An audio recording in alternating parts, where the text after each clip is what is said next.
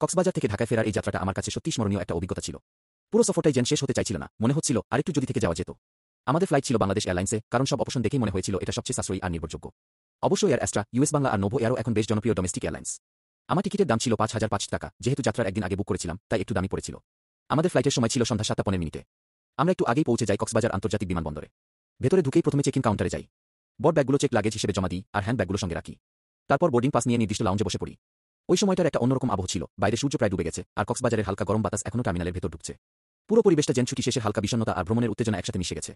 ঠিক ৭টা ১ মিনিটে বোর্ডিং শুরু হয় আর আমরা ধীরে ধীরে বিমানে উঠি। বিমানে বসে জানালার বাইরে তাকাতেই দেখি রানওয়ের আলো ঝলমল করছে আর দূরে অন্ধকারে সাগরের ছায়া যেন এখনো দেখা যায়। প্লেনটা গর্জন তুলে উড্ডয়ন করল আর আমার মনে হচ্ছিল আমি যেন এখনো কক্সবাজারের বাতাসেই ভাসছি। যাত্রাটা ছিল মাত্র ৪০ মিনিটের, কিন্তু পুরোটা সময় খুবই আনন্দে কেটেছে। মাঝপথে এয়ারলাইন্স থেকে কিছু কমপ্লিমেন্টারি স্ন্যাক্স দেওয়া হয়েছিল, পানি, কেক, ম্যাঙ্গো বার আর স্যান্ডউইচ। রাত ৭টা ৪৫ মিনিটে আমরা ঢাকা শাহজালাল আন্তর্জাতিক বিমানবন্দরের ডোমেস্টিক টার্মিনালে অবতরণ করি। তারপর প্লেন থেকে নেমে বাসে করে আগমন গেটে পৌঁছাই। প্রায় ৫ মিনিটের মধ্যেই আমাদের লাগেজ চলে আসে। লাগেজ হাতে নিয়ে চেক আউট করে যখন বের হচ্ছিলাম তখনও মনে হচ্ছিল আমি যেন এখনো কক্সবাজারেই আছি। সত্যি বলতে ছোট একটা ফ্লাইট হলেও অভিজ্ঞতাটা ছিল খুবই স্মুথ, ঝামেলামুক্ত আর উপভোগ্য।